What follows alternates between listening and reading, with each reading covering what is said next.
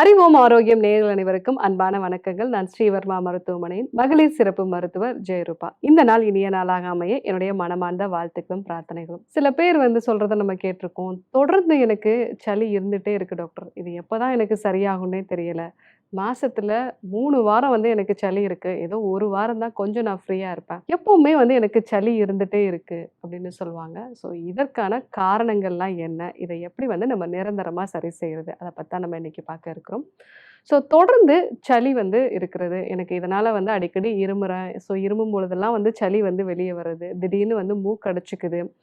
சின்னதா ஒரு டஸ்ட் பட்டா கூட மூக்குலேருந்து தண்ணி தண்ணியா கொட்டுது. ஸோ சைனஸ் ஏரியாக்கள்லாம் எனக்கு அந்த சளி தேக்கம் அடைஞ்சு தலைவலி உண்டாகிறது, தலைபாரம் உண்டாகிறது. இந்த மாதிரியான கம்ப்ளைண்ட்ஸோட நெறைய பேர் இருப்பாங்க.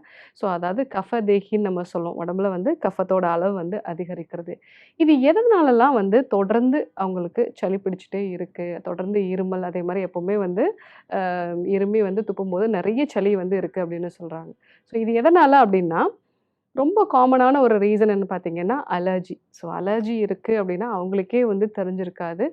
ஸோ ஒரு தூசுல போயிட்டு வராங்க, இல்ல ஒரு புகையில ட்ராவல் பண்ணிட்டு வராங்க, நெறைய பொல்யூஷன் இருக்கக்கூடிய இடத்துக்கு போயிட்டு வராங்க அப்டின்னா, அவங்களுக்கு ஆட்டோமேட்டிக்கா அன்னைக்கு அதிகப்படியான சளி உருவாகும். இந்த மாரி தொடர்ந்து ஒரே மாதிரியான அந்த புகை இருக்கக்கூடிய இடத்துலயோ இல்ல நெறைய பொல்யூஷன் இருக்கக்கூடிய இடத்துலயோ இருக்காங்க அப்டின்னா, அவங்களுக்கு ரொம்ப நாளைக்கு சளி இருக்கிறதுக்கான வாய்ப்பு இருக்கு.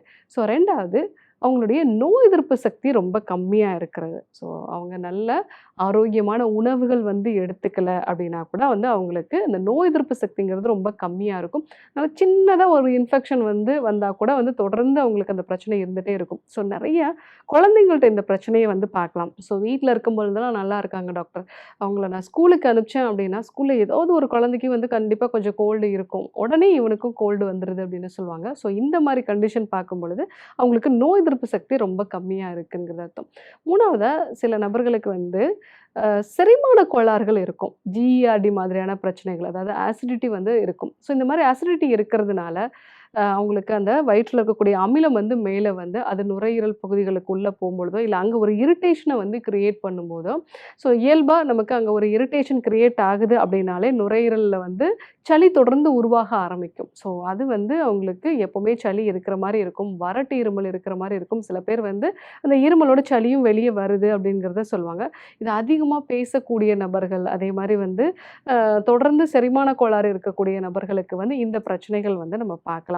ஸோ இது இல்லாம சில வகையான இன்ஃபெக்ஷன்ஸ் வந்தது, இல்ல அவங்களுக்கு லங்ஸ்ல ஏதாவது தொடர்ந்து ரொம்ப நாளா இன்ஃபெக்ஷன் இருந்தது. டிபி இன்ஃபெக்ஷன் மாதிரியான ஒரு விஷயமோ, இல்ல கோவிட் இன்ஃபெக்ஷன்ஸோ இருந்திருந்தது அப்படின்னா, ஸோ அவங்களுக்குமே தொடர்ந்து இந்த சளி உருவாகுறதுக்கான வாய்ப்புகள் இருக்கு. இன்னும் சில நபர்களுக்கு பார்த்தீங்க அப்படின்னா, அவங்க ரொம்ப நேரம் உட்கார்ந்தே வேலை செய்யக்கூடிய ஒரு நபர்கள். அது மட்டும் இல்லாம அவங்களுடைய சுவாசம் ரொம்பவே மேலோட்டமா இருக்கு.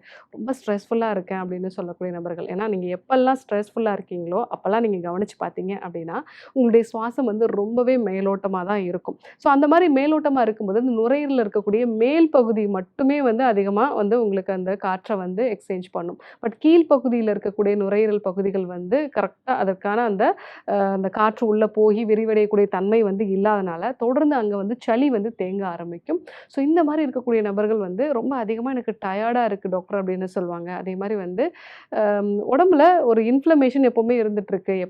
எப்பவுமே பார்த்தீங்கன்னா, கழுத்து வலி, இடுப்பு வலி ஏதாவது ஒரு வலி இருந்துட்டே இருக்குன்னு சொல்லுவாங்க.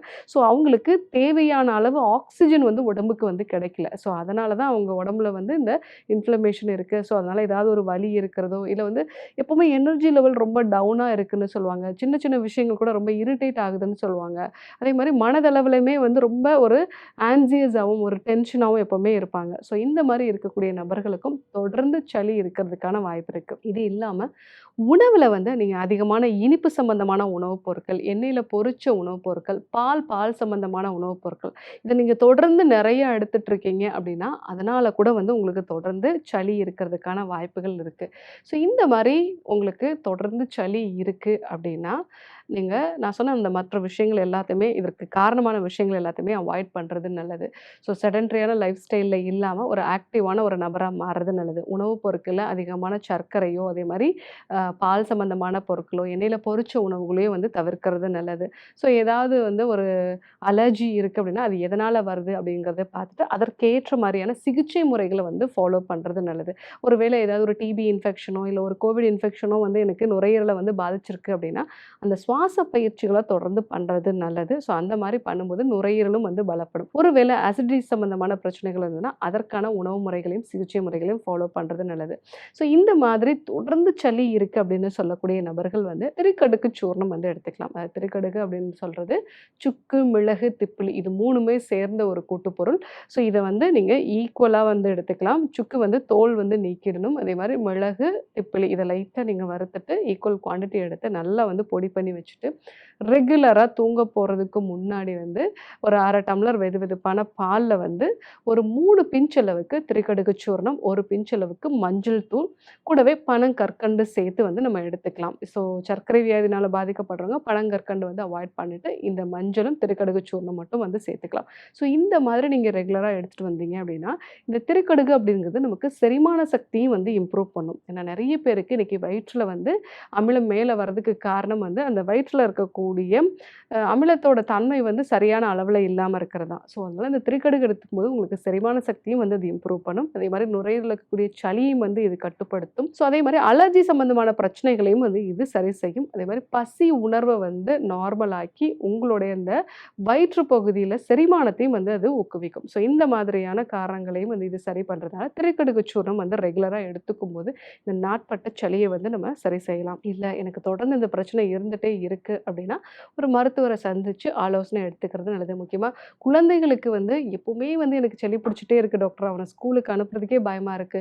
சின்னதா ஒரு வந்து பிசிக்கல் ஆக்டிவிட்டி பண்ணா கூட வந்து அவனுக்கு வந்து அ நெறைய இருமல் வருது அப்படின்னு சொல்றவங்க வந்து இந்த திரிகடுகு சூர்ணத்த வந்து நீங்க பயன்படுத்தலாம். ஸோ இன்றைக்கு இந்த சளி தொந்தரவு அப்படிங்கிறது தொடர்ந்து ரொம்ப நாளா இருக்கு அப்படின்னா, அதற்கான காரணங்கள்லாம் என்ன? என்னென்னலாம் வந்து நமக்கு அறிகுறிகள் வந்து இருக்கும்? இது வந்து குழந்தைகள்லேருந்து பெரியவர் வரைக்கும் எந்த மாதிரியான ஒரு பிரச்சனைய வந்து உருவாக்குது? இதற்கான திரிகடுகு சூர்ணத்தை எப்படி எடுத்துக்கணும்? அப்படிங்கிறத நம்ம வந்து பார்த்தோம். இதே போன்று ஒரு நல்ல தகவலோட உங்கள சந்திக்கிறோம். நன்றி, வணக்கம்.